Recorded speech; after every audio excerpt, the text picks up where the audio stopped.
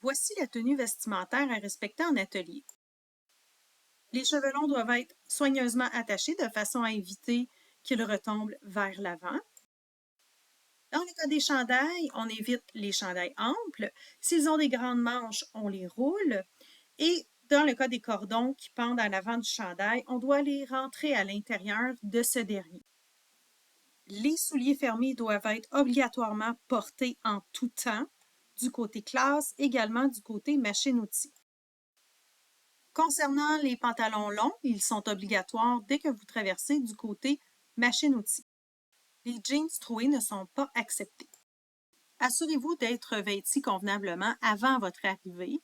Aucune sortie de classe ne sera permise. Les lunettes de sécurité sont dans une boîte près de la porte du local de machine-outil. Vous devez les porter en tout temps dans les 3 situations suivantes.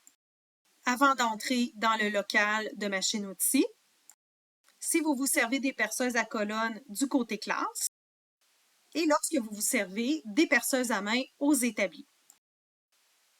On prend soin du matériel qui est à notre disposition. Si vous avez besoin d'autre chose qui n'est pas disponible sur les tables à l'avant de la classe, seulement demander au technicien, à la technicienne ou à l'enseignant qui est présent. Lorsque vous voudrez percer une pièce de bois, que ce soit aux perceuses à colonne ou aux perceuses à main aux établis, vous remarquez qu'il y a des étaux de disponibles. On vous demande de les fixer bien solidement à l'intérieur pour éviter le mouvement des pièces et ainsi éviter des blessures.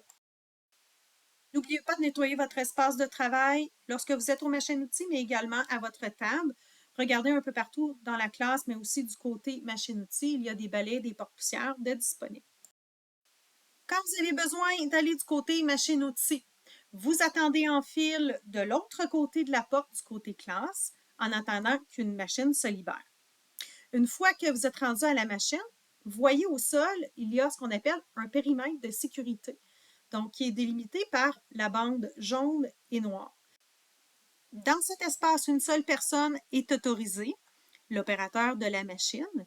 Votre coéquipier va demeurer en classe, c'est pour évidemment éviter les distractions, donc les blessures aux machines.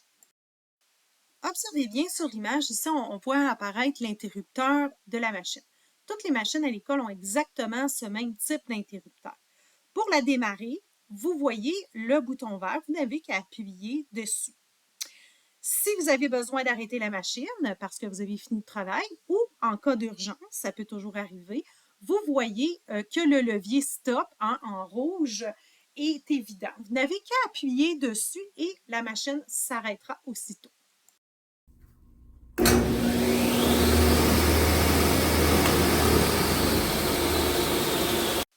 Évidemment, on s'attend à un comportement exemplaire. On demeure calme, surtout avec des outils dans les mains.